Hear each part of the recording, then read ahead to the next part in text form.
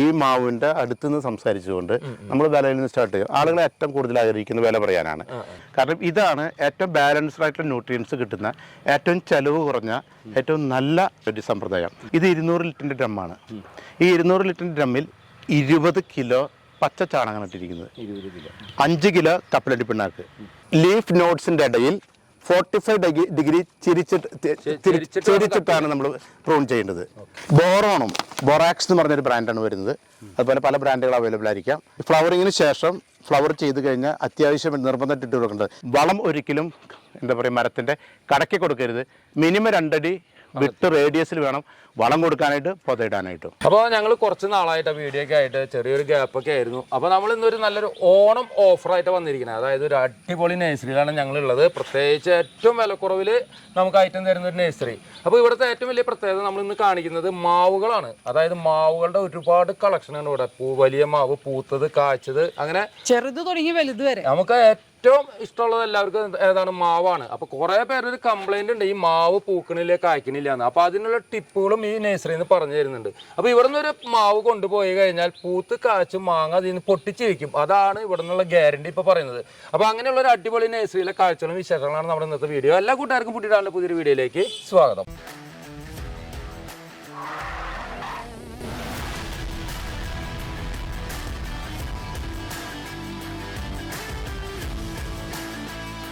അപ്പോൾ ഞങ്ങളുള്ളത് തൃശ്ശൂർ ജില്ലയിലെ ചാലക്കുടിക്ക് അടുത്ത് പരിയാരം എന്ന് പറഞ്ഞ സ്ഥലത്തുള്ള എൽമ ഗാർഡനിലാട്ടാ. വീണ്ടും നമ്മൾ എൽമ ഗാർഡനിൽ വന്നേക്കാണ്. ഷാജി സാർ നമസ്കാരം. നമസ്കാരം. പിന്നെ എന്തൊക്കെയുണ്ട്? നല്ല വിശേഷം, ഭംഗിയായിട്ട് പോകുന്നു. അപ്പോൾ ഇന്ന് നമ്മുടെ പരിപാടി എന്നിട്ടാ ഇന്ന് മാവായിട്ട് ബന്ധപ്പെട്ട മുഴുവൻ കാര്യങ്ങളും, നഴ്സറിയായിട്ട് ബന്ധപ്പെട്ട ഏറ്റവും കൂടുതൽ ആളുകൾ മാവായിട്ട് ബന്ധപ്പെട്ട കാര്യങ്ങൾ ചോദിക്കുക. അതിൽ തന്നെ മാവുകളുടെ വെറൈറ്റി, മാവുകളുടെ വില, മാവ് പൂക്കാൻ വേണ്ട കാര്യങ്ങൾ, പരിചരണം, ഇതെല്ലാ വിഷയങ്ങളും ബന്ധപ്പെടുത്തിക്കൊണ്ടിട്ടുള്ള ഒരു വീഡിയോ ആണ്. കൂട്ടത്തിലൊന്ന് പറഞ്ഞേക്കട്ടെ, ജോഷേൻ്റെ 3ാമത്തെ വീഡിയോ ആണ്. ആദ്യത്തെ 2 വീഡിയോകളും നല്ല റെസ്പോൺസ് ആയിരുന്നു, ധാരാളം ആളുകൾ വന്നിരുന്നു. ഇത് 3ാമത്തെ വീഡിയോ ആണ്. പലപ്പോഴും നഴ്സറി എവിടെയാണെന്ന് പലർക്കും ആൾക്കാർക്ക് ലൊക്കേറ്റ് ചെയ്യാൻ പറ്റാറില്ല. അതൊന്നും ആദ്യം പറഞ്ഞേക്കാം. തൃശ്ശൂർ അങ്കമാലി ദേശീയപാതയിൽ ചാലക്കുടിയിൽ നിന്ന് അതിരപ്പള്ളി വെള്ളച്ചാട്ടം കാണാൻ പോകുന്ന വഴിയിൽ ദേശീയപാതയിൽ നിന്ന് 5 കിലോമീറ്റർ ദൂരം പരിയാരം പോസ്റ്റ് ഓഫീസ് ജംഗ്ഷനിലാണ് എൽമ ഗാർഡൻ ഉള്ളത്. ഈ വീഡിയോയിൽ ലെങ്തി വീഡിയോ ആണെന്ന് പലപ്പോഴും പരാതിയുള്ളത് നമ്മൾ മാവുകൾ, വെറൈറ്റികൾ, വില, വീഡിയോയുടെ പകുതി സമയമെങ്കിലും നമ്മൾ മാവിൻ്റെ പൂക്കാനും കായ്ക്കാനും വേണ്ടതായിട്ടുള്ള ടിപ്സിനെ പറ്റിയിട്ടാണ് നമ്മൾ സംസാരിക്കുന്നത്. അപ്പോൾ ആരും വീഡിയോ സ്കിപ്പ് ചെയ്യേണ്ട കേട്ടോ. അതായത് നമുക്ക് എല്ലാവർക്കും അത്യാവശ്യമുള്ള ഒരു കാര്യമാണ് മാവ് പൂക്കൽ കായ്ക്കല്. അതിനുള്ള ടിപ്പുകളാണ് പറയുന്നത്. ആ പറയുന്നത് നമ്മളൊന്ന് തിരുത്താൻ പോവാണ്. ഇനി നമ്മുടെ ഈ ടിപ്പുകളും കാര്യങ്ങളും കേട്ട് ഇവിടുന്ന് നഴ്സറിയിൽ നിന്ന് കൊണ്ടുപോയിട്ടുള്ളവർക്കൊക്കെ ഇതേപോലെ ആയിരിക്കും അനുഭവം അല്ലേ?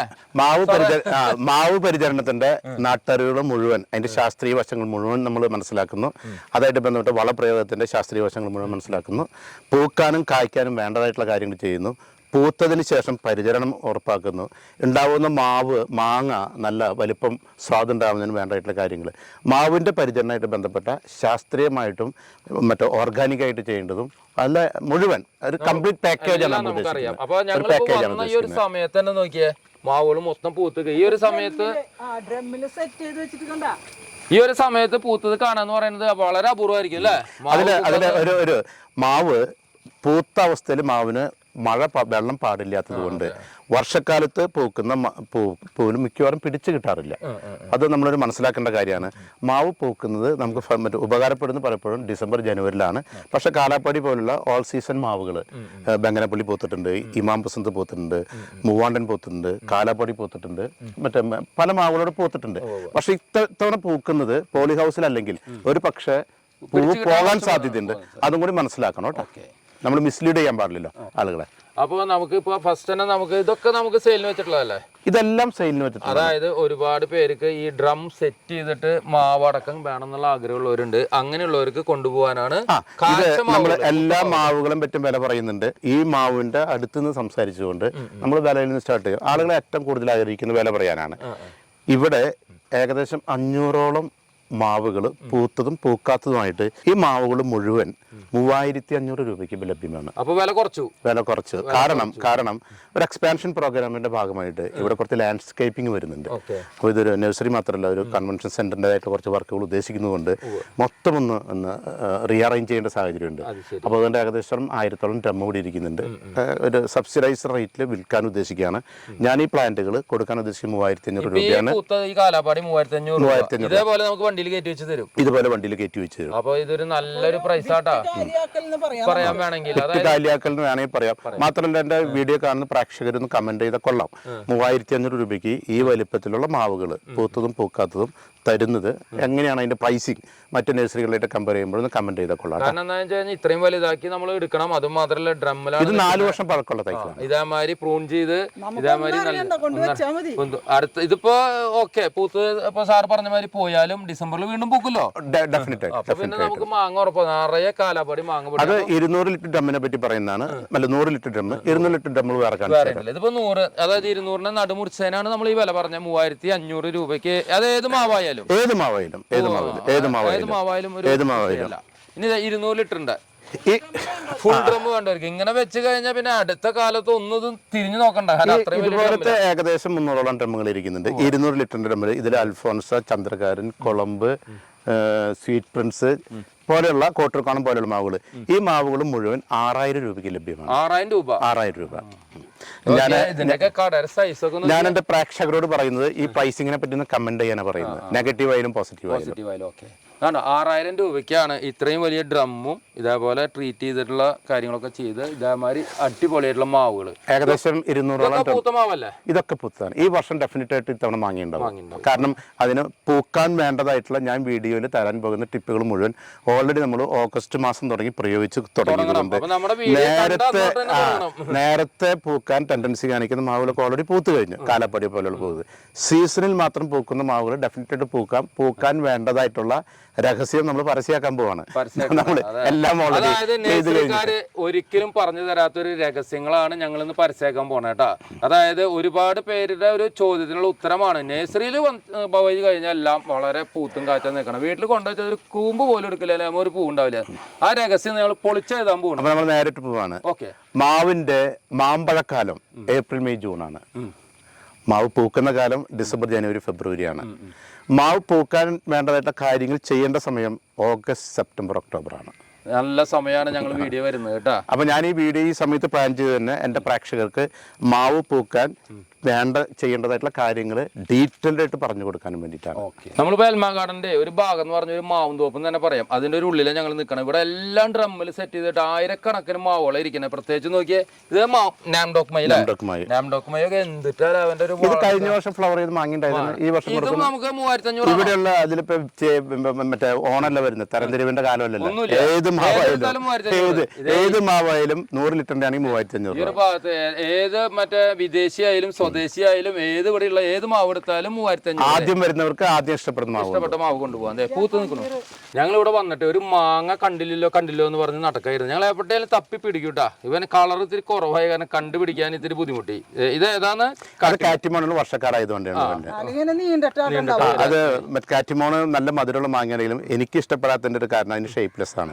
നന്നായി കായ്ക്കും, നല്ല പെട്ടെന്നുണ്ടാവും, നല്ല മധുരമുള്ളതാണ്. അപ്പൊ ഇനി പറയാൻ പോണതാണ് നമുക്ക് ഈ മാവ് പൂക്കാനും കായ്ക്കാനുള്ള കാര്യങ്ങളാണ് നമുക്ക് സാർ പറഞ്ഞു തരാൻ പോകുന്നത്. അപ്പൊ എല്ലാവരും അത് കൃത്യമായിട്ട് കേട്ടു. അതുപോലെ ചെയ്ത് കഴിഞ്ഞാൽ നമ്മുടെ എല്ലാ മാവുകളും പൂക്കും കായ്ക്കും. അപ്പൊ നമുക്ക് അതെല്ലാം പറഞ്ഞു കൊടുക്കല്ലേ? നമ്മൾ മാവിന് കൺഫൈൻഡ് ആയിട്ട് പറയുന്നത് ഇൻ ജനറൽ പൊതുവെ എല്ലാ മരങ്ങൾക്കും അങ്ങനെ തന്നെയായിരിക്കും. പ്രത്യേകിച്ച് മാവ് അതുപോലെ തന്നെ ഏത് മരത്തിനായാലും ശരിയായ വളർച്ചയ്ക്കും മറ്റേ പൂക്കുന്നതിനും കായ്ഫലം തരുന്നതിനും വേണ്ടതായിട്ടുള്ള അടിസ്ഥാന മൂലകങ്ങൾ എന്ന് പറയുന്നത് നൈട്രജൻ, ഫോസ്ഫറസ്, പൊട്ടാഷ് എന്ന് വെച്ചാൽ NPK, കാൽഷ്യം, മഗ്നീഷ്യം, സൾഫർ, പിന്നെ ട്രേസ് എലമെൻറ്റ്സ് ആണ്, മറ്റേ ന്യൂട്രിയൻസ് ആണ്. അപ്പോൾ ഈ 6 ഘടകങ്ങളാണ് പ്ലാന്റ് വളരുന്നതിനും മാവ് വളരുന്നതിനും പൂക്കുന്നതിനും കായ്ഫലം തരുന്നതിനും പ്രധാനപ്പെട്ട കാര്യം. സ്ത്രീകളെ സംബന്ധിച്ചോളം കാൽഷ്യം, അയണും നിരന്തരമായിട്ട് കൊടുക്കേണ്ടതാണ്, ആവശ്യമുള്ളതാണ് വളർച്ചയ്ക്ക്. പക്ഷേ ഗർഭാവസ്ഥയിൽ അയണും കാൽഷ്യം കൂടുതലായിട്ട് കൊടുക്കണം. പ്രഗ്നൻസി പ്ലാൻ ചെയ്യുന്ന സമയത്ത് ഫോളിക് ആസിഡ് കഴിക്കണം. എന്ന് പറയുന്നത് പോലെ തന്നെ ഒരു മാവ് പൂക്കാനും കായ്ഫലം തരാനും ചില മൂലകങ്ങൾ കൂടുതലായിട്ട് വേണ്ടി വരും. ആ മൂലകങ്ങൾ ഉറപ്പുവരുത്തുക എന്നുള്ളത് സമയത്തിന് മാവ് പൂക്കുന്നതിനും കായ്ക്കുന്നതിനും അത്യന്താപേക്ഷിതമാണ്. ഈ മൂലകങ്ങളുടെ കുറവ് ഈ പ്രക്രിയയെ തടസ്സപ്പെടുത്തും, വൈകിക്കും. ഞാൻ ഈ പറഞ്ഞ അടിസ്ഥാന മൂലകങ്ങളുടെ റെലവൻസ് എന്ന് പറഞ്ഞിട്ടുണ്ടെങ്കിൽ നൈട്രജൻ പ്ലാന്റ് നിറത്തോടും കരുത്തോടും കൂടി വളരുന്നതിനും, ഫോസ്ഫറസ് ശക്തമായിട്ടുള്ള വേരുകൾ ഉണ്ടാകുന്നതിനും, പൊട്ടാഷ് ജലാംശം നിലനിർത്തുന്നതിനും, ചെടിയിലെ ജലാംശം നിലനിർത്തുന്നതിനും, ന്യൂട്രിയൻസ് ഇൻടേക്ക് നമ്മൾ കൊടുക്കുന്ന വളങ്ങൾ വലിച്ചെടുക്കുന്നതിനും ഫ്ലവറിങ്ങിനും സഹായിക്കുന്ന മൂലകമാണ്. കാൽഷ്യം മണ്ണിലെ pH നിലനിർത്തുന്നതിനും കോശങ്ങളുടെ വളർച്ചയ്ക്ക് വളരെ അത്യന്താപേക്ഷിതമാണ്. മഗ്നീഷ്യം ഫോട്ടോസിന്തസിസിലൂടെ കാർബോഹൈഡ്രേറ്റ് ഉൽപ്പാദിപ്പിച്ച് ഡെപ്പോസിറ്റ് ചെയ്യപ്പെടുന്ന കാർബോഹൈഡ്രേറ്റാണ് പിന്നീട് ഫ്ലവറിംഗ് ആയിട്ടും കായ്ഫലായിട്ടും വരുന്നത്. അപ്പോൾ മഗ്നീഷ്യം വളരെ പ്രധാനപ്പെട്ട റോളുള്ള ഒരു മൂലകമാണ്. അതുപോലെ തന്നെ സൾഫർ പ്ലാന്റിൻ്റെ പ്രതിരോധ ശേഷി വളർത്തുന്നതിനും അടിസ്ഥാനപരമായിട്ട് മൂലകങ്ങളാണ്. അപ്പോൾ ഈ മൂലകങ്ങളൊക്കെ പരസ്പര പൂരകമായിട്ടിരിക്കുന്നതാണ്. അപ്പോൾ ഈ മൂലകങ്ങളൊക്കെ ലഭ്യതയാണ് പ്ലാന്റ് വളരെ കരുത്തോടുകൂടി വളരുന്നതിന് സഹായിക്കുന്നത്. അതുപോലെ തന്നെ ഫ്ലവറിങ് സ്റ്റേജിൽ, ഫ്രൂട്ടിംഗ് സ്റ്റേജിൽ ഇത്തരം മൂലകങ്ങൾ കൂടുതലായിട്ട് വേണ്ടി വരും. ആ മൂലകങ്ങൾ സമയാസമയങ്ങളിൽ സപ്ലിമെൻറ്റ് ചെയ്യുന്നത് സമയത്തിന് പ്ലാന്റ് ഫ്ലവർ ചെയ്യുന്നതിനും ഫ്രൂട്ട് ചെയ്യുന്നതിനും സഹായകമായിരിക്കും. നമ്മളിപ്പോൾ ഓർഗാനിക് ഫാമിങ്ങിൻ്റെ കാലമാണല്ലോ. അപ്പോൾ ഓർഗാനിക് ഫാമിങ് ഇഷ്ടപ്പെടുന്ന ആളുകളെ സംബന്ധിച്ചിടത്തോളം നമ്മുടെ നാട്ടിൽ പ്രചാരത്തിലുള്ള ഓർഗാനിക് വളങ്ങൾ ചാണകം, ചാരം, കപ്പലണ്ടി പിണ്ണാക്ക്, വേപ്പ് പിണ്ണാക്ക്, എല്ലുപൊടി, കമ്പോസ്റ്റ്, പച്ചില കമ്പോസ്റ്റ്, ഇതിൽ നിന്ന് നമുക്ക് പ്ലാന്റിന് വേണ്ടതായിട്ടുള്ള അടിസ്ഥാന മൂലകങ്ങളെല്ലാം തന്നെ കിട്ടും, ഏകദേശം 90%. പക്ഷേ ഈ ഫ്ലവറിങ്ങിൻ്റെ സ്റ്റേജിലൊക്കെ കൂടുതലായിട്ട് വേണ്ടി വരുന്ന മൂലകങ്ങൾ നമ്മൾ സപ്ലിമെൻറ്റ് ചെയ്യുന്നത് എപ്പോഴും നല്ലതായിരിക്കും. അങ്ങനെ പറയുമ്പോൾ NPK ഒരു പ്ലാന്റിനെ സംബന്ധിച്ചിടത്തോളം ഒരു ടീസ്പൂൺ മാസത്തിലൊരിക്കൽ ഇട്ട് കൊടുക്കുന്നത് വളരെ നല്ലതാണ്. നൈട്രജൻ്റെയും ഫോസ്ഫറസിൻ്റെയും പൊട്ടാഷ്യൻ്റെ അഡീഷണൽ റിക്വയർമെൻറ്റ് നമുക്ക് NPK വളങ്ങൾ കൊടുക്കുമ്പോൾ കിട്ടും. അതുപോലെ തന്നെ പൊട്ടാഷ് ഏറ്റവും കൂടുതൽ ഫ്ലവറിങ്ങിന് സഹായിക്കുന്ന മൂലകമായതുകൊണ്ട് മാസത്തിലൊരിക്കൽ ഒരു ടേബിൾ സ്പൂൺ പൊട്ടാഷ് ഇടുന്നത് നിർബന്ധപൂർവ്വം ചെയ്യേണ്ട കാര്യമാണ്. കാരണം ഇതിൽ മിതമായിട്ടുള്ള അളവിലുള്ള 90% ഓർഗാനിക് വളങ്ങൾ നമുക്ക് വളങ്ങളിലേക്കൊക്കെ കിട്ടും, ജൈവവളങ്ങളിലേക്കൊക്കെ കിട്ടും. അഡീഷണലായിട്ട് വേണ്ടി വരുന്ന റിക്വയർമെൻറ്റ് നമ്മൾ സപ്ലിമെൻറ്റ് ചെയ്യണം. അതുകൊണ്ടാണ് പൊട്ടാഷ് മാസത്തിലൊരിക്കൽ കൊടുക്കണമെന്ന് പറയുന്നത്. ഞാൻ ഈ പ്ലാന്റുകൾക്കൊക്കെ മാസത്തിലൊരിക്കൽ ഒരു ടീസ്പൂൺ പൊട്ടാഷ് കൊടുക്കാറുണ്ട്. അപ്പോൾ നമ്മളിതിൽ ഒരു 30 days അല്ലെങ്കിൽ 20 days ഗ്യാപ്പ് വരുന്ന സമയത്ത് NPK ഇട്ട് കഴിഞ്ഞിട്ടുണ്ടെങ്കിൽ 20 ദിവസം കഴിഞ്ഞ സമയത്ത് പൊട്ടാഷ് ഇടും, 20 ദിവസം കഴിഞ്ഞ സമയത്ത് മഗ്നീഷ്യം എപ്സം സാൾട്ട് ഇടും. മഗ്നീഷ്യം ഈ പറഞ്ഞ പോലെ തന്നെ ഫോട്ടോസിന്തസിസ് കൂടെ അന്നജത്തിൻ്റെ ഉൽപ്പാദിപ്പിച്ച് പുതിയതായിട്ട് വരുന്ന ദളങ്ങളിൽ ഈ അന്നജം ഡെപ്പോസിറ്റ് ചെയ്ത് പുതിയതായിട്ടുണ്ടായ ഫ്രൂട്ടിൻ ബ്രാഞ്ചിൽ ഫ്ലവർ ചെയ്ത് കായ്ഫലുണ്ടാക്കുന്നതിന് വേണ്ടതായിട്ടുള്ള റിസർവ് അന്നജത്തിൻ്റെ ഡെപ്പോസിറ്റ് ഫോട്ടോസിന്തസിസ് കൂടെ നടക്കുന്നത്, അതിന് വേണ്ടതായിട്ടുള്ള വളരെ പ്രധാനപ്പെട്ട മൂലകമാണ് മഗ്നീഷ്യം. അപ്പോൾ ഞാൻ പറഞ്ഞു 3 NPK, പൊട്ടാഷ്, ഈ മഗ്നീഷ്യം ഏകദേശം 20 days ഗ്യാപ്പിൽ അല്ലെങ്കിൽ ഒരു 30 days ഗ്യാപ്പിൽ ഓഗസ്റ്റ് തുടങ്ങി ഡിസംബർ മാസം വരെ ഇട്ട് കൊടുക്കുന്നത് നല്ലതാണ്. സിന്തറ്റിക് വളങ്ങളുടെ ഉപയോഗം പൊതുവെ ജനം ഇഷ്ടപ്പെടുന്നില്ല. അതുകൊണ്ട് നമ്മൾ ഈ ഓർഗാനിക് രീതികളുണ്ട്. അതാണ് ഞാൻ നേരത്തെ പറഞ്ഞ ഒരുപാട് ടിപ്പുകളുണ്ട്. നമ്മൾ ധാരാളമായിട്ട് കേരളത്തിൽ ഉപയോഗിക്കപ്പെടുന്ന ടിപ്പുകളെ പറ്റി നമുക്ക് ചർച്ച ചെയ്യാം. കാരണം എന്നുണ്ടെങ്കിൽ ഒരു പ്രബലമായിട്ടുള്ളൊരു അറിവ്, പഴത്തൊലി ഉണക്കി പൊടിച്ചോ അല്ലെങ്കിൽ കഞ്ഞിവെള്ളത്തിലോ അതുപോലെ എന്തെങ്കിലും വെള്ളത്തിലിട്ട് ചീച്ച് സ്ലറി ആയിട്ട് ഒഴിച്ചു കൊടുക്കുന്ന രീതിയുണ്ട്. ഫ്ലവറിങ്ങിനെ സഹായിക്കും. അത്തരം വീഡിയോകൾ 10-15 ലക്ഷം പേരൊക്കെ കണ്ട വീഡിയോകളുണ്ട്. അത് ശാസ്ത്രീയമായിട്ട് അടിസ്ഥാനമുള്ള കാര്യമാണ്. കാരണം നൈട്രജൻ NPK വളങ്ങളുടെ ഏറ്റവും വലിയ സോഴ്സാണ് പഴത്തൊലി എന്ന് പറയുന്നത്, ബനാന പീൽ എന്ന് പറയുന്ന സാധനം. അത് നിർബന്ധമായിട്ട് നമ്മൾ എത്ര കിട്ടിയാലും കൊടുക്കുന്നത് നല്ലതാണ്. നമ്മൾ മനസ്സിലാക്കേണ്ടത് ഈ പഴത്തൊലി കൊടുക്കുമ്പോൾ NPK, നൈട്രജൻ, ഫോസ്ഫറസ്, പൊട്ടാഷ് ആണ് പ്ലാന്റിന് കിട്ടുന്നത്. തൽഫലമായിട്ട് പ്ലാന്റ് വളരെ ഉദ്ദേശിക്കുന്നു. അപ്പോൾ നമ്മൾ സിന്തറ്റിക് വളങ്ങൾ ഉദ്ദേശിക്കുന്നില്ലെങ്കിൽ, ഇഷ്ടപ്പെടുന്നില്ലെങ്കിൽ ഇത്തരം കൃഷി രീതികൾ ചെയ്യുന്നതിൽ തെറ്റില്ല, നല്ലതാണ്. മറ്റൊരു പ്രബലമായിട്ടുള്ള അറിവാണ് തേയില തിളപ്പിച്ച് തണുപ്പിച്ച് ചെടിയിൽ കഴിച്ചു കൊടുക്കുന്നത്. അത് വളരെ ഫലപ്രദമാണ് എന്ന് പറയപ്പെടുന്നു. സത്യത്തിൽ അതിന് ശാസ്ത്രീയമായിട്ട് അടിസ്ഥാനമുണ്ട്. തേയില അതിന് ടീ ഫെർട്ടിലൈസർ എന്ന് പറയപ്പെടുന്നു. തേയില ഏറ്റവും നല്ലൊരു സോഴ്സാണ്. കാരണം കമ്പോസ്റ്റ് ഉണ്ടാക്കുന്ന സമയത്ത് തേയില ഉപയോഗിക്കാം, പോട്ട് മിക്സ് ഉണ്ടാക്കുന്ന സമയത്ത് തേയില ഉപയോഗിക്കാം. മാത്രമല്ല ഫ്ലവറിങ്ങിന് വേണ്ടിയിട്ട് മാവിന് ഒഴിച്ച് കൊടുക്കുന്ന സമയത്ത് തേയില ചൂടാക്കി തണുപ്പിച്ച് പ്ലാന്റിന് ഒഴിച്ച് കൊടുക്കുമ്പോൾ ആൻറ്റി ഓക്സിഡൻസ് അലോപ്പതി മെഡിസിൻസിൽ ഓക്സിഡേഷൻ സ്ട്രെസ്സിൽ കൂടെ മനുഷ്യർക്കുണ്ടാകുന്ന ദോഷങ്ങൾ മാറ്റാനായിട്ട് ഗ്രീൻ ടീ എക്സ്ട്രാക്റ്റ് എന്നുള്ള രീതിയിൽ മറ്റേ എന്താ പറയുക തേയിലയുടെ ഉപയോഗം ഭയങ്കരമായിട്ട് നടക്കുന്നുണ്ട്. ഏറ്റവും കൂടുതൽ അക്സെപ്റ്റഡ് ആയിട്ടുള്ള മനുഷ്യൻ്റെ പോലെ തന്നെ ജീവിക്കുന്നൊരു വസ്തുവാണല്ലോ ചെടി. അതുകൊണ്ട് തന്നെ ഓക്സിഡേഷൻ സ്ട്രെസ് ഒഴിവാക്കുന്ന ആൻറ്റി ഓക്സിഡൻസ് ധാരാളമുള്ള തേയില ചെടിക്ക് ഒഴിച്ചു കൊടുക്കുന്നത്, പ്രത്യേകിച്ച് ചൂടാക്കി തണുപ്പിച്ചിട്ട് ഒഴിച്ചു കൊടുക്കാനായിട്ട് ഫ്ലവറിങ്ങിനെ സഹായിക്കും, സംശയമില്ലാത്ത കാര്യമാണ്. അപ്പോൾ നമ്മൾ അതിന് സപ്പോർട്ട് ചെയ്യും, നമ്മളൊന്നിനും എതിർക്കുന്നില്ല. ഏത് നഴ്സറി പോയാലും നിങ്ങൾ കാണുന്നതാണ് ഇതുപോലെ ഡ്രമ്മുകൾ. ഈ ഡ്രമ്മുകളിൽ സ്ലറിയാണുള്ളത്. കാരണം ഇതാണ് ഏറ്റവും ബാലൻസ്ഡ് ആയിട്ടുള്ള ന്യൂട്രിയൻസ് കിട്ടുന്ന, ഏറ്റവും ചിലവ് കുറഞ്ഞ, ഏറ്റവും നല്ല എന്താ പറയുക ഒരു സമ്പ്രദായം. അതിന് ഞാനിപ്പോൾ പറയുന്നത് 200 ലിറ്റർ ഡ്രമ്മിൻ്റെ പ്രൊപ്പോസിഷനാണ് പറയുന്നത്. അപ്പോൾ നിങ്ങളത് ആനുപാതികമായിട്ട് കുറച്ചാൽ മതി. ഇത് 200 ലിറ്ററിൻ്റെ ഡ്രമ്മാണ്. ഈ 200 ലിറ്ററിൻ്റെ ഡ്രമ്മിൽ 20 കിലോ പച്ച ചാണകം ഇട്ടിരിക്കുന്നത്, 5 കിലോ കപ്പലണ്ടി പിണ്ണാക്ക്, 2 കിലോ ശർക്കര, 1 കിലോ വേപ്പ് പിണ്ണാക്ക്, ഇങ്ങനെ ഇട്ട് നിറച്ച് വെച്ചിരിക്കുന്നത്. എല്ലാ ദിവസവും ക്ലോക്ക് വൈസായിട്ട് ഒരേ ഡയറക്ഷനിൽ ഇളക്കണം. 3 ദിവസം കഴിഞ്ഞാലാണ് ഉപയോഗിക്കേണ്ടത്. ഓക്കെ. അപ്പോൾ നിങ്ങൾ മനസ്സിലാക്കേണ്ട ഒരു കാര്യം, ചാണകം കപ്പലണ്ടി പിണ്ണാക്ക് എന്ന് പറയുന്ന സമയത്ത് ഈ 2 ജൈവ വളങ്ങളും കിട്ടിക്കഴിഞ്ഞ സമയത്ത് നമുക്ക് വേണ്ടതായിട്ടുള്ള മൈക്രോ ന്യൂട്രിയൻസും മാക്രോ ന്യൂട്രിയൻസും ഈ 2 വളങ്ങളിലുണ്ട്. ശർക്കരയുടെ ഉപയോഗം എന്ന് പറഞ്ഞാൽ മൈക്രോ ഓർഗാനിസത്തിൻ്റെ വളർച്ചയ്ക്ക് വേണ്ടിയിട്ടാണ്. കാരണം സൂക്ഷ്മജീവികൾ, കാരണം മണ്ണിളക്കം ഉണ്ടാക്കുന്ന വളത്തിൻ്റെ അബ്സോർപ്ഷനെ സഹായിക്കുന്ന സൂക്ഷ്മജീവികൾ ധാരാളം ഉണ്ടാകാനായിട്ടാണ് നമ്മൾ ശർക്കര ചേർക്കുന്നത്. പിന്നെ എന്ന് പറയുന്നത് വേപ്പ് പിണ്ണാക്കിന് ഒരു ആൻറ്റിസെപ്റ്റിക് പ്രോപ്പർട്ടി ഉണ്ടല്ലോ, കീടങ്ങൾ അകറ്റാനാണ് വേപ്പ് പിണ്ണാക്ക് ഉണ്ടാക്കുന്നത്. അപ്പോൾ ഇത് കഴിഞ്ഞ് 3 ദിവസം കഴിഞ്ഞ് കഴിഞ്ഞാൽ ഇതിൽ നിന്ന് 1 ലിറ്റർ സ്ലറി 10 മുതൽ 20 ലിറ്റർ വെള്ളത്തിലേക്ക്,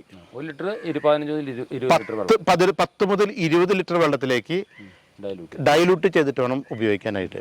ഈ ഡൈലൂഷനിൽ പ്രത്യേകം ശ്രദ്ധിക്കേണ്ട ഒരു കാര്യം, എത്രത്തോളം നമ്മൾ ഡൈലൂട്ട് ചെയ്യുന്നോ അത്രത്തോളം ഫാസ്റ്റായിട്ട് പ്ലാന്റിനെ അബ്സോർബ് ചെയ്യാൻ പറ്റും. നമ്മൾ വളമല്ലേ കുറച്ച് കൂടുതൽ കൊടുത്താൽ അത് ദോഷവശങ്ങൾ ഉണ്ടാക്കും. കാരണം ഡൈലൂട്ട് ചെയ്താൽ പെനട്രേഷൻ ഫാസ്റ്റാക്കും. ഡൈലൂട്ടഡ് ആയതിൽ ഇതിൻ്റെ ഉള്ള മൂലകങ്ങൾ വളരെ ഫാസ്റ്റായിട്ട് വെള്ളത്തിൽ കൂടെ മറ്റേ ഫൈബർ റൂട്ടുകളുടെ അടുത്തെത്തിക്കും, അബ്സോർപ്ഷൻ ഫാസ്റ്റാക്കും. മറിച്ച് നമ്മൾ കോൺസെൻട്രേറ്റഡ് ഫോമിൽ കൊടുത്തു കഴിഞ്ഞിട്ടുണ്ടെങ്കിൽ ഇത് എന്താ പറയുക പെനട്രേഷൻ ഇതായിരിക്കും, അബ്സോർപ്ഷൻ നടക്കില്ല. മാത്രമല്ല ഭയങ്കര കോൺസെൻട്രേറ്റഡ് ഫോമിലുള്ള വളങ്ങൾ വേരിൻ്റെ ബേണിങ്ങിന് വേര് നശിക്കുന്നതിന് കാരണമാകും. അതുകൊണ്ട് ഞാൻ റെക്കമെൻഡ് ചെയ്യുന്നത് ഏറ്റവും 20 ലിറ്റർ വെള്ളത്തിലേക്ക് 1 ലിറ്റർ ഡൈലൂട്ട് ചെയ്ത് കൊടുക്കുന്ന ഫ്രീക്വൻസി കൂട്ടിക്കുക. മാസത്തിൽ ഒരിക്കൽ കൊടുക്കുന്നതിന് പകരം മാസത്തിൽ 2 പ്രാവശ്യം കൊടുത്തോളൂ. മാത്രമല്ല സെപ്റ്റംബറിന് ശേഷം നമ്മൾ മാവുകളെ പറ്റി സംസാരിക്കുന്നതുകൊണ്ട് ഓഗസ്റ്റിന് ശേഷം എല്ലാ 20 ദിവസത്തിലും ഇത് ഡൈലൂട്ടഡ് ഫോമിൽ കൊടുത്തു കഴിഞ്ഞിട്ടുണ്ടെങ്കിൽ ഞാൻ മനസ്സിലാക്കുന്നു നമുക്ക് വേണ്ടതായിട്ടുള്ള എന്താ പറയുക ചെടിയുടെ വളർച്ചയ്ക്കും ഫ്ലവറിങ്ങിനും പിന്നെ ഫ്രൂട്ടിങ്ങിനും വേണ്ടതായിട്ടുള്ള എല്ലാ മൂലകങ്ങളും കിട്ടുന്നുണ്ട്.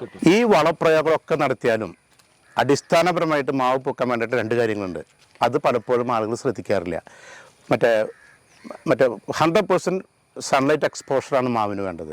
കാരണം മാവ് 100% വെയിൽ കൊണ്ട മരമാണ്. ഷെയ്ഡിൽ നിൽക്കുന്ന മാവുകളാണെന്നുണ്ടെങ്കിൽ നിർബന്ധമായിട്ടും മറ്റു മരങ്ങൾ വെട്ടിക്കളഞ്ഞ് മറ്റേ സൂര്യപ്രകാശം കിട്ടുന്നുണ്ടെന്ന് ഉറപ്പ് വരുത്തണം.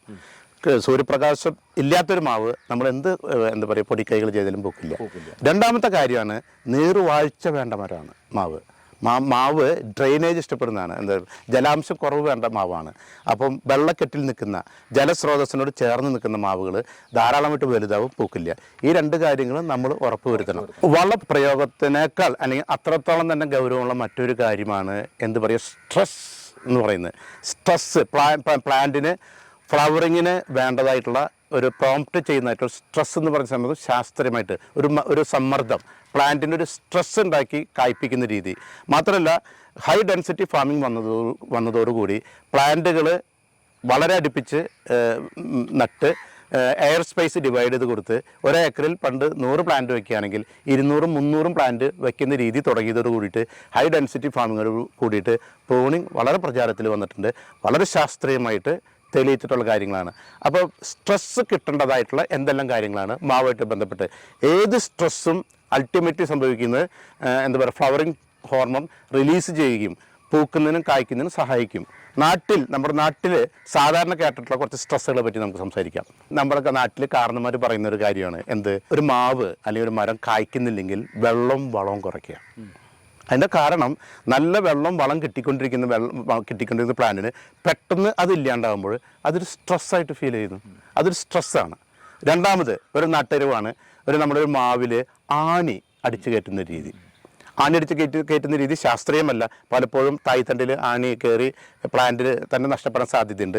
എന്നിരുന്നാലും അതിൻ്റെ ഒരു ശാസ്ത്രീയ വശം പെട്ടെന്നൊരു പ്ലാന്റിൻ്റെ തായ്തണ്ടിലേക്ക് അടിച്ചു കയറുമ്പോൾ അത് പ്ലാന്റിന് സ്ട്രെസ്സായിട്ട് ഫീൽ ചെയ്യുന്നു. ഇതാണ് മോതിരവളയം. മോതിരവളയം എന്ന് പറയുന്നത് നമ്മളൊരു കായ്ക്കാത്ത മാവിനെ സംബന്ധിച്ചോളം ഈ മോതിരവളയം കൊടുക്കുമ്പോൾ എന്താണ് സംഭവിക്കുന്നത്? കാരണം ഈ തൊലിപ്പുറമേ കൂടെ പ്ലാന്റിൽ നടന്നുകൊണ്ടിരുന്ന ആഗിരണം വിതരണം പോലെ ന്യൂട്രിയൻസ് ഈ തൊലി ചെത്തിക്കളയുന്നതോടുകൂടി നടക്കാതെ വരികയും അത് പ്ലാന്റിന് സ്ട്രെസ്സായിട്ട് വരികയും ചെയ്യാണ്. അപ്പോൾ നമ്മൾ മോതിരവളയം ശാസ്ത്രീയമായിട്ട് തെളിയിക്കപ്പെട്ടതാണ്. പണ്ട് കാരണന്മാർ നാട്ടുകാരുമായിട്ട് ചെയ്തിരുന്നെങ്കിലും അതൊരു ശാസ്ത്രീയ വശമുണ്ട്. ഇത്തരം കാര്യങ്ങൾ ചെയ്യുമ്പോൾ പ്ലാന്റിനെ സംബന്ധിച്ചിടത്തോളം പ്ലാന്റ് റെസ്പോണ്ട് ചെയ്യുന്നത് ഫ്ലവറിങ് ഹോർമോൺസ് റിലീസ് ചെയ്യുകയും പ്ലാന്റ് കായ്ക്കാനും ഫ്ലവർ ചെയ്യാനും കായ്ക്കാനും തുടങ്ങും. ഇത് ചെയ്യുമ്പോൾ രണ്ട് കാര്യങ്ങൾ ഉറപ്പ് വരുത്തുക. 2 സെൻറ്റിമീറ്ററിൽ കൂടേണ്ട കാര്യമില്ല. മാത്രമല്ല തൊലി മാത്രമേ ചെത്തിക്കളയാവൂ. തായ്തണ്ടിന് ഡാമേജ് വരുത്തരുത്. ഇത് രണ്ടും മാതൃവൃക്ഷത്തിന് ദോഷമായതുകൊണ്ട് നമ്മൾ ഉദ്ദേശിക്കുന്ന ഫ്ലവറിങ്ങിനെ പ്രോത്സാഹിപ്പിക്കാനാണല്ലോ. ഇതും ശാസ്ത്രീയമായിട്ട് ചെയ്യുന്ന ഒരു നാട്ടറിവാണ്. നമ്മുടെ നാട്ടിൽ വളരെ പ്രചാരത്തിലുള്ള മറ്റൊരു സ്ട്രെസ് ബിൽഡിംഗ് ആയിട്ടുള്ളൊരു സംഭവമാണ് പുകയ്ക്കുക എന്ന് പറയുന്നത്. കാരണം നമ്മുടെ മാക്സിമം ടെമ്പറേച്ചർ വരുന്നത് 35 to 34 ഒക്കെയാണ്. അല്ലെങ്കിൽ സെപ്റ്റംബർ ഒക്ടോബർ മാസത്തിൽ വരാവുന്ന ഒരു ചൂടിൻ്റെ ഒരു അളവ് എന്ന് പറയുന്നത് 36-37 ഡിഗ്രിയാണ്. പക്ഷെ അതിനേക്കാളും ഒരു അൺയൂഷ്വൽ ആയിട്ടുള്ള ചൂടാണ് നമ്മൾ പുകയ്ക്കുമ്പോൾ, സ്മോക്കിംഗ് എന്ന് പറയുന്നത്. പുകയ്ക്കുമ്പോൾ ചെടിക്ക് പരിചിതമല്ലാത്ത രീതിയിലുള്ള ഒരു അൺയൂഷ്വൽ ആയിട്ടുള്ള ചൂട് വരികയും ആ ചൂട് ചെടിക്ക് സ്ട്രെസ്സായിട്ട് ഫീൽ ചെയ്യുകയും നേരത്തെ പറഞ്ഞതുപോലെ തന്നെ ഫ്ലവറിങ് ഹോർമോൺസ് റിലീസ് ചെയ്യുകയും പൂക്കാൻ സഹായിക്കുന്നത് മാത്രമല്ല പുകയിലുള്ള എത്തിലീൻ എന്ന് പറഞ്ഞൊരു ഘടകം അതും ഒരു ഫ്ലവറിങ്ങിനെ സഹായിക്കുന്ന ഒരു മൂലകമാണ്. ഓക്കെ, ശാസ്ത്രീയമായിട്ട് അടിത്തറയില്ലാത്ത ചില നാട്ടറിവുകൾ നമ്മുടെ നാട്ടിലുണ്ട്. അതിൽ എനിക്ക് വളരെ ഫണ്ണിയായിട്ട് തോന്നിയൊരു നാട്ടറിവ് എന്ന് പറഞ്ഞാൽ ആനനെ കൊണ്ട് കുത്തിക്ക് പോലും. ആനനെ കൊണ്ട് മരം കുത്തിച്ച് കഴിഞ്ഞാൽ ഒരു പക്ഷേ അറിയില്ല. അതിനേക്കാളും ഫണ്ണിയായിട്ട് ഏകദേശം 1 ലക്ഷം പേര് കണ്ട ഒരു വീഡിയോ ഇത് പറഞ്ഞിരിക്കുന്നത് മാവിൻ്റെ അടുത്ത് പോയിട്ട് അടുത്ത വർഷം കായ്ച്ചില്ലെങ്കിൽ ഞാൻ നിന്നെ വെട്ടിക്കളയും. വേറെ ആൾ പറഞ്ഞ ഭീഷണി. വേറെ ആൾ പറഞ്ഞിരിക്കുന്നത് മാവിൻ്റെ അടുത്ത് പോയിട്ട് മാവിനെ ചീത്ത വിളിക്കും. ഇത്തരം കാര്യങ്ങൾക്ക് ഉള്ളൊരു സംഭവം എന്ന് പറഞ്ഞിട്ടുണ്ടെങ്കിൽ ഇത്തരം കാര്യങ്ങൾ ചെയ്യുന്ന സമയത്ത് നിർബന്ധമായിട്ടും മറ്റാരും കേൾക്കില്ല എന്ന് ഉറപ്പ് വരുത്തണം. കാരണം തെറ്റിദ്ധരിക്കാലോ. കാരണം ഇത്തരം കാര്യങ്ങൾക്ക് നാട്ടുകാർക്ക് എന്തെങ്കിലും അടിസ്ഥാനമുള്ളതായിട്ട് കാണുന്നില്ല. നമ്മൾ നേരത്തെ പറഞ്ഞ സ്ട്രെസ് എന്ന് പറഞ്ഞില്ലേ, സ്ട്രെസ്സിൽ ഏറ്റവും നല്ല സ്ട്രെസ്, പോസിറ്റീവ് സ്ട്രെസ് എന്ന് പറയാവുന്നത് പ്രൂണിങ് ആണ്. ഒരു മരത്തിനെ പ്രൂൺ ചെയ്യുന്ന സമയത്ത് 3 ഗുണങ്ങളാണ് വന്നത്. ഒന്ന്, പ്രൂൺ ചെയ്യുന്ന സമയത്ത് വീണ്ടും പ്ലാന്റ് മൾട്ടിപ്പിൾ ഷൂട്ടുകൾ വരുന്നു. നമ്മൾ പ്രൂൺ ചെയ്യാതെ ഒരു പ്ലാന്റ് വരുന്ന സമയത്ത് ഒരു കൊമ്പാണ് ഉണ്ടാവുന്നതെന്നുണ്ടെങ്കിൽ പ്രൂൺ ചെയ്ത് കഴിഞ്ഞാൽ ഇത് വയ്ക്കാൻ മൾട്ടിപ്പിൾ ഷൂട്ട് ഉണ്ടാവും. പ്രൂൺ ചെയ്യാതെ ഒരു പ്ലാന്റ് വലുതാകുമ്പോൾ സിംഗിൾ ഷൂട്ടാണ് ഉണ്ടാവുന്നതെങ്കിൽ പ്രൂൺ ചെയ്ത് കഴിഞ്ഞാൽ മൾട്ടിപ്പിൾ ഷൂട്ട് ഉണ്ടാവും. ഈ മൾട്ടിപ്പിൾ ഷൂട്ടുകളുടെ അഡ്വാൻറ്റേജ് എന്ന് പറഞ്ഞിട്ടുണ്ടെങ്കിൽ മാവ് ഒരു കനോപ്പി നമ്മൾ പറയില്ലേ തുല്യ അളവിൽ ഭംഗിയിൽ വളരുന്നതിന് ഈ മൾട്ടിപ്പിൾ പ്രൂണിങ്ങിൽ കൂടി ഉണ്ടാകുന്ന മൾട്ടിപ്പിൾ ഷൂട്ട് സഹായിക്കുന്നു. രണ്ടാമത്തെ കാരണം നമ്മൾ പ്രൂൺ ചെയ്തതിന് ശേഷം വരുന്ന ബ്രാഞ്ചാണ്. അതിന് നമ്മൾ പറയുന്നത് ഫ്രൂട്ടിംഗ് ബ്രാഞ്ച് എന്ന് പറയുന്നതാണ്. പ്രൂൺ ചെയ്തതിന് ശേഷം ഉണ്ടാകുന്ന ബ്രാഞ്ച് പൂർണ്ണ വളർച്ച എത്താനായിട്ട് 3 to 6 3 മാസം തുടങ്ങി 6 മാസം എടുക്കുന്നു. ആ മാവാണ് ബ്രാഞ്ചാണ് മൾട്ടിപ്പിൾ ഫ്രൂട്ടിംഗ് ബ്രാഞ്ച് എന്ന് പറയുന്നത്. അപ്പോൾ മൾട്ടിപ്പിൾ ഷൂട്ട് ഉണ്ടാകുമ്പോൾ ഷൂട്ടുകളുടെ എണ്ണം കൂടുന്ന സമയത്ത് സത്യത്തിൽ ഫ്രൂട്ടിംഗ് ബ്രാഞ്ചുകളുടെ എണ്ണമാണ് കൂടുന്നത്. ഫ്രൂട്ടിംഗ് ബ്രാഞ്ചുകളുടെ എണ്ണം കൂടുന്ന സമയത്ത് കൂടുതൽ ബ്രാഞ്ചുകൾ പൂക്കുന്നതിനും കായ്ഫലം തരുന്നതിന് സഹായിക്കും. അതുകൊണ്ട് നിർബന്ധ ബുദ്ധിയിൽ അതിലൊരു സമയം വ്യക്തമായിട്ട് മനസ്സിലാക്കി വെക്കുക. മാവിനെ സംബന്ധിച്ചോളം മാവ് പൂക്കുന്നതും മാങ്ങ പൊട്ടിക്കുന്നതും ജൂൺ മാസത്തോടു കൂടിയാണെങ്കിൽ ജൂൺ മാസം കഴിഞ്ഞ് എല്ലാ മാവുകളും പ്രൂൺ ചെയ്തിരിക്കണം. നമുക്ക് മാങ്ങ ഉണ്ടായി കിട്ടിയ എല്ലാ ബ്രാഞ്ചും പ്രൂൺ ചെയ്യണം. ആ പ്രൂൺ ചെയ്ത ബ്രാഞ്ചാണ് 6 മാസം കൊണ്ട് വളർന്ന് പൂർണ്ണ വളർച്ചയെത്തി ഡിസംബർ മാസത്തിൽ ഫ്രൂട്ടിംഗ് ബ്രാഞ്ചായിട്ട് ഫ്ലവറിങ് തരേണ്ടത്. അപ്പോൾ നമുക്ക് ബേസിക് ആയിട്ടുള്ള കുറച്ച് കാര്യങ്ങൾ പ്രൂണിങ്ങിനെ പറ്റി പരിശോധിക്കാം. പ്രൂൺ ചെയ്യുമ്പോൾ നമ്മൾ മനസ്സിലാക്കേണ്ടത് എന്നുണ്ടെങ്കിൽ 2 ഇലകൾക്ക് ഇടയിലാണ്, 2 ലീഫ് നോട്ട്സിൻ്റെ ഇടയിലാണ് നമ്മൾ 45 ഡിഗ്രി ചെരിച്ച് പ്രൂൺ ചെയ്യേണ്ടത്. ലീഫ് നോട്ട്സിൻ്റെ ഇടയിൽ 45 ഡിഗ്രി ചെരിച്ചിട്ടാണ് നമ്മൾ പ്രൂൺ ചെയ്യേണ്ടത്. ഒന്നാമത്തെ അറിവ്.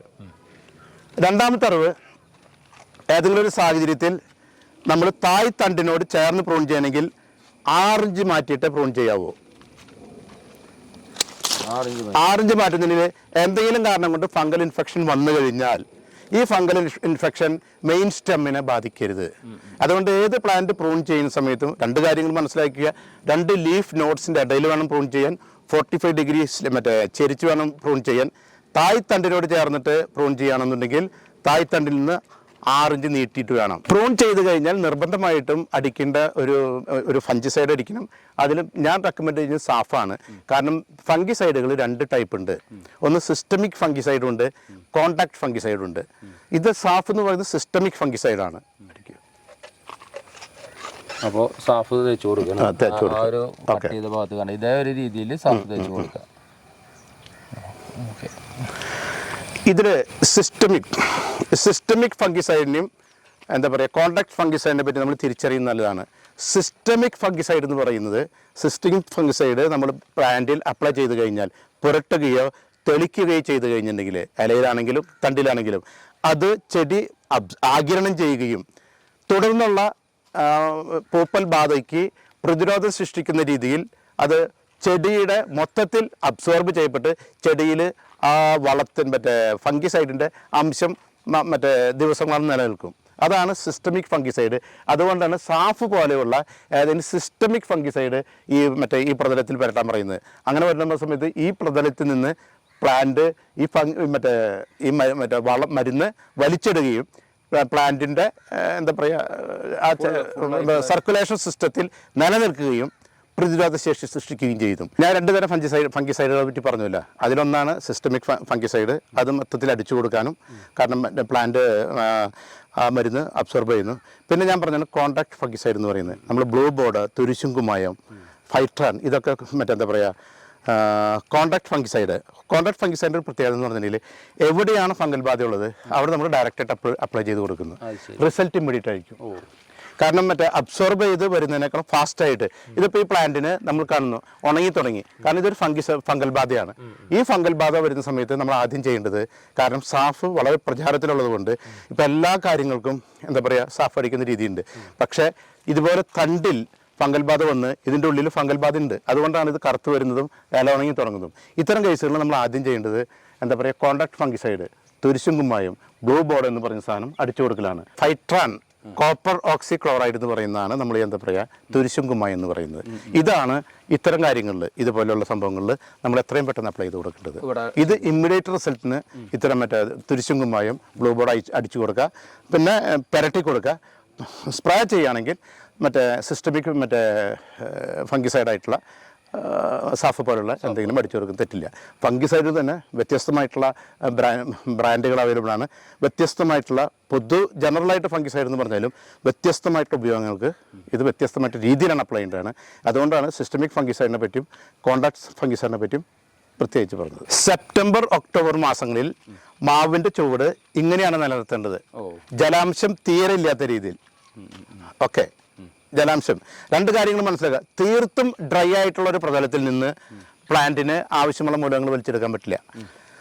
ചെളിയായി കിടക്കുന്ന പ്രതലത്തിൽ നിന്നും പ്ലാന്റിന് ആവശ്യമുള്ള മൂലകങ്ങൾ വലിച്ചെടുക്കാൻ പറ്റില്ല. അപ്പോൾ അതുകൊണ്ട് നമ്മൾ പുട്ടുപൊടി പോലെയാണ് മാവിൻ്റെ പ്രതലം. നമ്മളായിട്ട് മഴ നമുക്ക് നിവൃത്തിയില്ല, നമ്മളായിട്ട് നനയ്ക്കരുത്.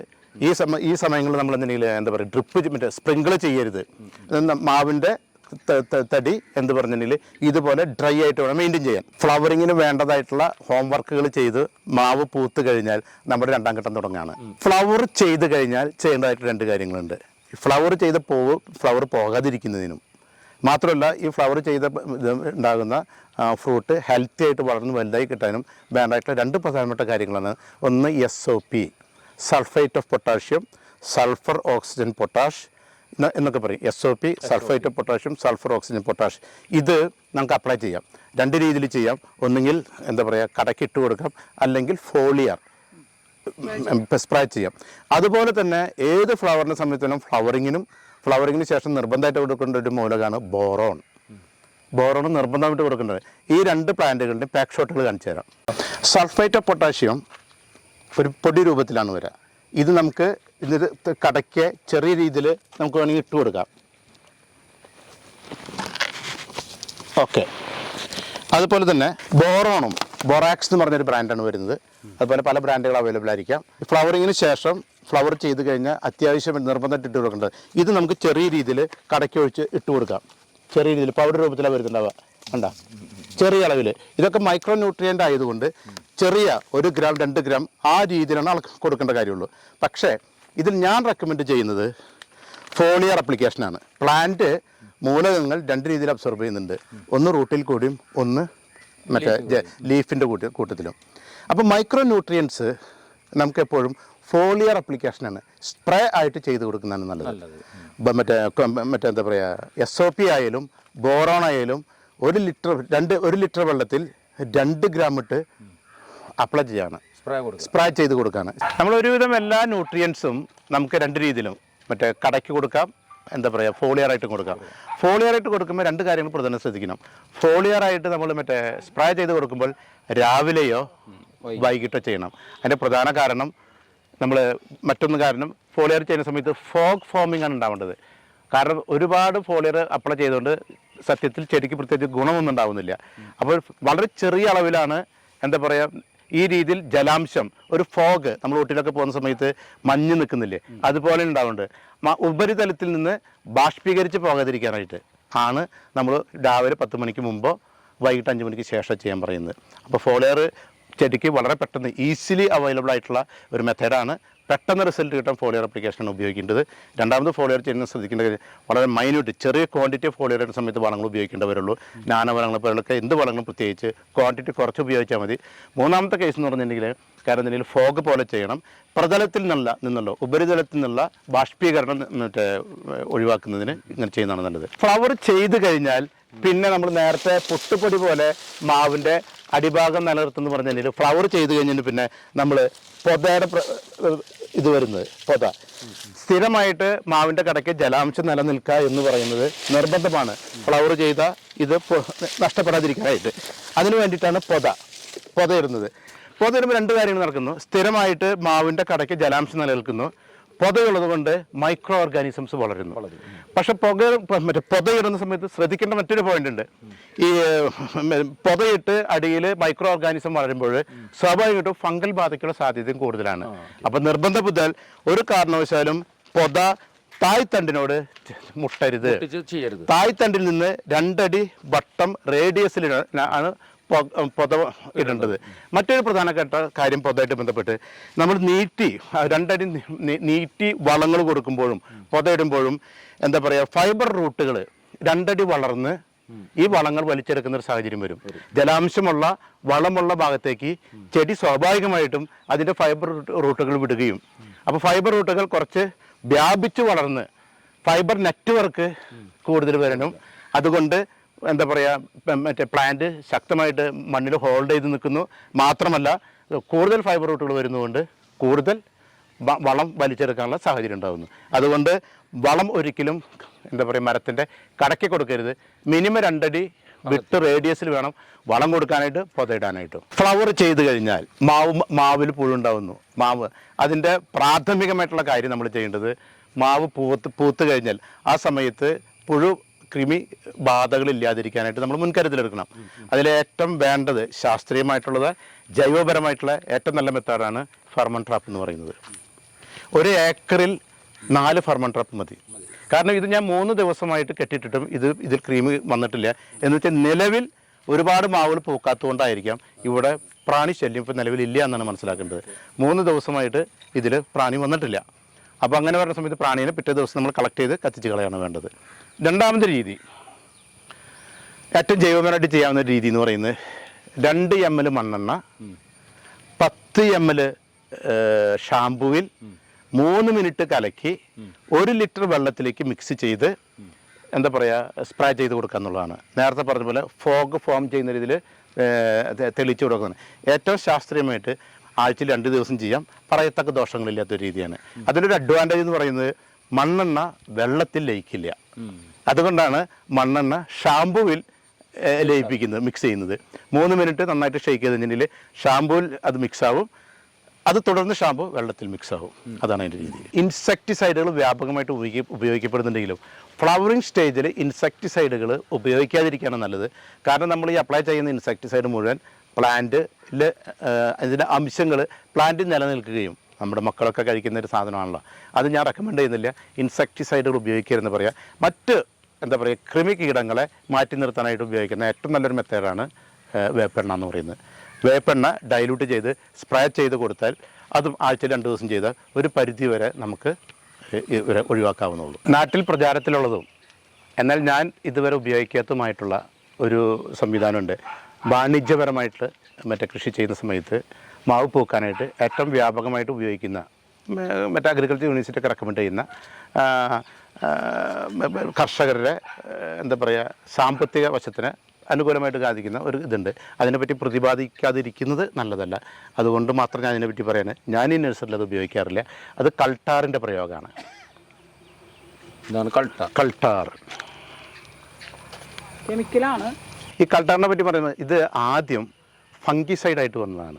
പൂപ്പൽ ബാധയ്ക്ക് വന്ന മരുന്നാണ്. ഇതൊരു വീക്ക് ഫംഗിസൈഡാണ്. ഇത് ഉപയോഗിച്ച സമയത്ത് ഇതിൻ്റെ സൈഡ് എഫക്റ്റ് ആയിട്ടാണ് മാവ് പൂക്കുന്നത്. അതിനുശേഷം ഒരു വീക്ക് ഫംഗിസൈഡായിട്ട് പൂപ്പൽ ബാധയ്ക്ക് വന്ന മരുന്ന് പിന്നീട് ഫ്ലവറിങ്ങിന് വേണ്ടിയിട്ട് ഉപയോഗിക്കുന്ന സാഹചര്യമായിട്ടുണ്ടായത്. ഞാനൊരു ഫാർമസ്യൂട്ടിക്കൽ മാർക്കറ്റിംഗ് കമ്പനി നടത്തുന്ന ആളെന്നുള്ള രീതിയിൽ ആൻറ്റി ഹൈപ്പർടെൻസീവായിട്ട് വന്ന മിനോക്സിഡിൽ എന്ന് പറഞ്ഞൊരു മരുന്ന് അതിൻ്റെ സൈഡ് എഫക്റ്റ് ആയിട്ടാണ് മുടി വളരുന്നത് കാണുകയും പിന്നീട് അത് മുടി വളരാനായിട്ട് ഉപയോഗിക്കുന്ന ഒരു സാഹചര്യം ഉണ്ടായി. മിനോക്സിഡിൽ എന്ന് പറഞ്ഞൊരു മരുന്നാണത് എന്ന് പറഞ്ഞ പോലെ ഫംഗിസൈഡായിട്ട് വന്ന് പിന്നീട് അതിൻ്റെ സൈഡ് എഫക്റ്റ് ആയിട്ട് വന്ന ഫ്ലവറിങ് ശാസ്ത്രീയമായിട്ട് അത് ആ ഒരു ആവശ്യത്തിനോട് ഉപയോഗിക്കുന്നുണ്ട്. മട പോലെയുള്ള സ്ഥലങ്ങളിൽ ഇത് വ്യാപകമായിട്ട് ഉപയോഗിക്കുന്നുണ്ട്. ഡെഫിനറ്റായിട്ട് റിസൾട്ട് തരുന്ന ഒരു പ്രോഡക്റ്റാണ്. പക്ഷേ ഇത് ഉപയോഗിക്കുന്നതിന് അമേരിക്ക പോലുള്ള രാജ്യങ്ങളിൽ എന്താ പറയുക എക്സ്പോർട്ടിന് തടസ്സം വരുന്നുണ്ട്. മാത്രമല്ല ഇത് ഉപയോഗിച്ച് ഫ്ലവർ ചെയ്യിക്കുന്ന സമയത്ത് പ്ലാന്റിൻ്റെ ലൈഫിനും ബാധിക്കുന്നുണ്ട്. പക്ഷേ ഇത് ഉപയോഗിക്കുന്ന രീതി ആവശ്യക്കാർക്ക് പറഞ്ഞു തരാം. അപ്പോൾ നമ്മൾ കൾട്ടാർ യൂസ് ചെയ്യാൻ നമുക്കൊരു പ്രായപരിധി ഉണ്ട് മാവിന്. കൾട്ടാർ യൂസ് ചെയ്യാനായിട്ട് പറയപ്പെടുന്നത് 5 വർഷത്തിന് മുകളിൽ ഉപയോഗിക്കാൻ പാടുള്ളൂ എന്ന് പറയുന്നത്. 5 വർഷത്തിൽ താഴെയുള്ള പ്ലാന്റുകൾക്ക് ഉപയോഗിക്കാൻ പാടില്ല. 5 വർഷത്തിന് ശേഷം എന്താ പറയുക വർഷത്തിനനുസരിച്ചിട്ടാണ് ക്വാണ്ടിറ്റി കൊണ്ടുവരുന്നത്. നമ്മളൊന്ന് ആവറേജ് ചെയ്യുകയാണെങ്കിൽ 15 ml കൾട്ടാർ 10 ലിറ്റർ വെള്ളത്തിൽ കലക്കി ഓഗസ്റ്റ് സെപ്റ്റംബർ മാസങ്ങളിൽ ഒരു മാവിൻ്റെ ചുറ്റും ഒരു തടമെടുത്ത് ആ തടത്തിൽ 10 കുഴി ഉണ്ടാക്കി 10 കുഴി ഉണ്ടാക്കണം. ഓരോ കുഴിയിലും 15 ml കൾട്ടാർ 10 ലിറ്റർ കലക്കി ഓരോ മറ്റേ കുഴിയിലും ഓരോ ലിറ്റർ ഒഴിച്ചു കൊടുത്ത് ഇങ്ങനെ ഒഴിച്ചു കൊടുക്കണം അല്ലേ?